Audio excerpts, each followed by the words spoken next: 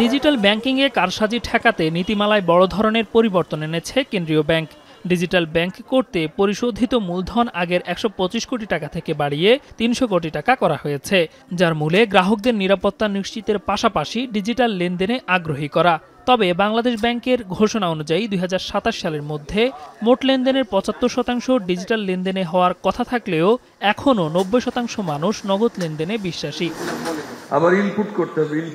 বুধবার হোটেল সোনারগাঁয়ে ক্যাশলেস বাংলাদেশ শীর্ষ সম্মেলন ২০২৫-এ উঠে আসে খাতটিকে এগিয়ে নিতে নানা পরিকল্পনার কথা।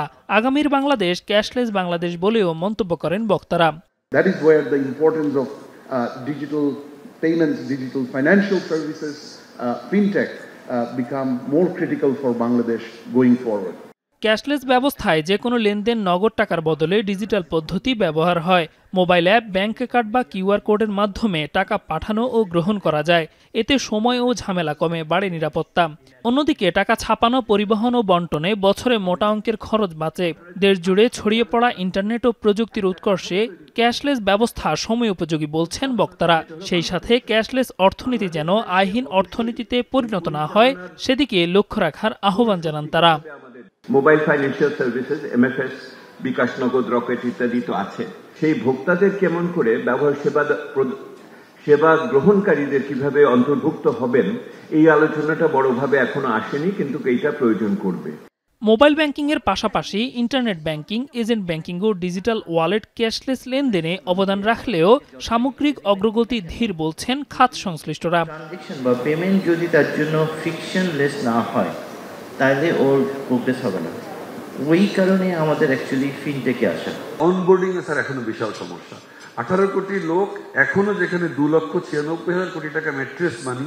ক্যাশলেস ব্যবস্থায় রাষ্ট্র লাভবান হবে জানিয়ে এনবিআর চেয়ারম্যান প্রতিশ্রুতি দেন, আগামী দিনে ক্যাশলেস লেনদেনকারীদের বাড়তি সুবিধা নিশ্চিত করা হবে।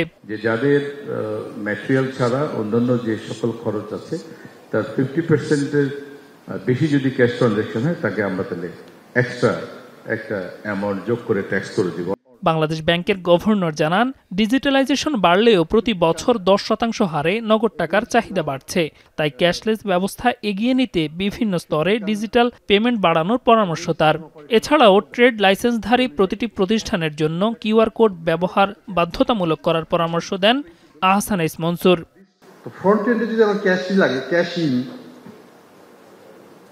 ব্যাক এন্ডে যে cash out, how do I get rid of cash? And that's where we have to address. অর্থাৎ আমাকে ফার্স্ট মাইলেও লাস্ট মাইলেও আমাকে ক্যাশের ব্যবহারটা করতে হবে। বিশ্বে ক্যাশলেস সোসাইটির অন্যতম দৃষ্টান্ত সুইডেন, যেখানে মাত্র 10%-এর কম মানুষ এখন নগদ অর্থ ব্যবহার করেন। যুক্তরাষ্ট্র, সিঙ্গাপুর, দক্ষিণ কোরিয়া, জাপানে বহু আগে ব্যাংক কার্ড ও ডিজিটাল পেমেন্ট জনপ্রিয় গ্রাহকদের কাছে। দেলোয়ার দোলন, এখন ঢাকা।